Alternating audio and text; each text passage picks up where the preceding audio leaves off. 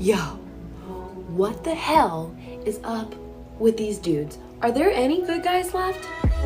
Any of you out there looking for a woman, single mom, in her 30s? I have a job, military, I've got my shit together. I don't need no man to help me financially. I work, like, let's go. Send me your resume, please. Today, I'll discuss a story with the title Seeking Advice on How to Handle the Situation. Guys, this story is about a young man who got married and found out that his wife had been unfaithful after a year of being married and having a child. He confronts the neighbor's wife about this and informs her of the situation before telling his wife that it is over. We are splitting up. That is all. Naturally, she also weeps and begs him to reconsider his position. However, that is all. It is done. When he returns home the following day or two, he discovers that she has vanished.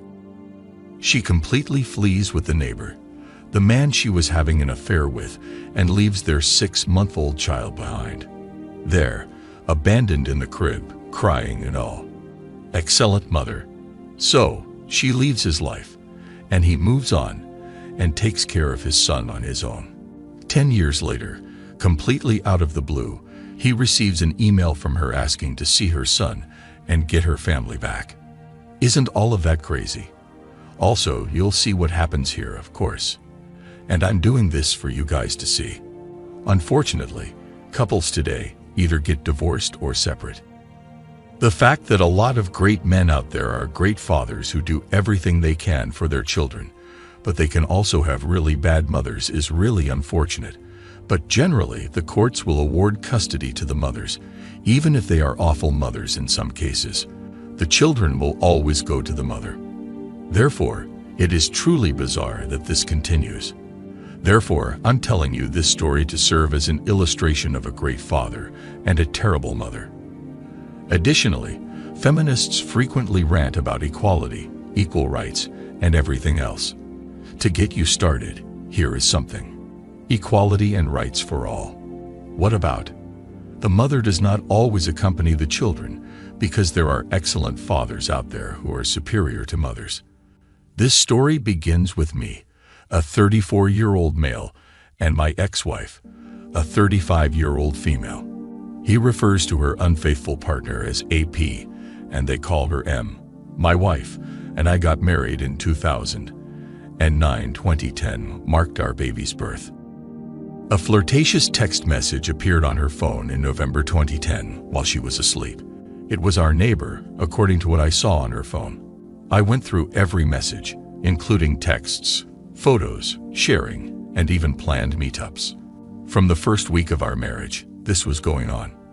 My world seemed to fall apart in front of me. I saved each message on my phone by taking screenshots. The next day, I got in touch with M, the wife of the neighbor, and told her about the cheating. As a result, this has been going on ever since they got married. Can you even fathom that? It makes you wonder, why did this woman bother to get it? She probably would have needed a meal ticket and someone to pay the bills if she had done this immediately, but she still wanted to have fun. He claims that they were married for 4 years. Later, you'll learn more about her personality, which will demonstrate that people never change. This is the neighbor's wife, who gave birth to their first child almost at the same time that we did. I confronted my wife and informed her that I would divorce her. She broke down and did everything else, but I didn't think about it. Because the unfaithful timeline coincided with the conception date, I also conducted a paternity test on her child, the son. This guy is very clever. Many men would not have done that. When I got home from work 2 days later, our baby was crying in our bed, and his wife was nowhere to be found. After that, I discovered a letter in which she stated that she did not love me and that she had left her unfaithful partner, AP, and instructed me not to contact them. This was coming, but I didn't think a mother could leave her 6-month-old child alone and run away with her love. The fact that she was is bad enough.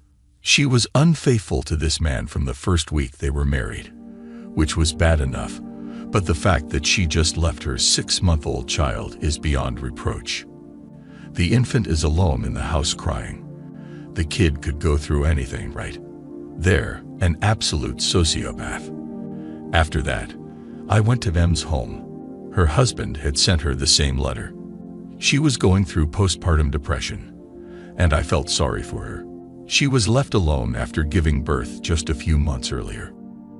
Additionally, the outcome of the paternity test. When I got back, he was my son. It's positive. I tried to get in touch with the family, but they were also shocked by her behavior and didn't know where she was. Even her father stated that she would not be permitted entry into their home if she ever returned. In essence, they disowned her. He said that her family was shocked by her behavior because it's fascinating that people don't change. Growing up, I'm sure there were hints and signs about her personality.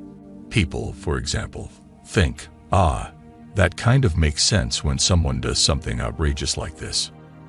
That person did that or said that at that point, and things began to connect.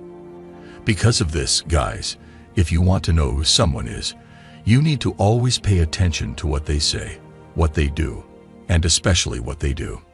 Unfortunately, you have to constantly be alert and mindful of both your surroundings and the people around you because, unfortunately, you never know what people can do to you or what they might do to you. He keeps going. L gave me a lot of support.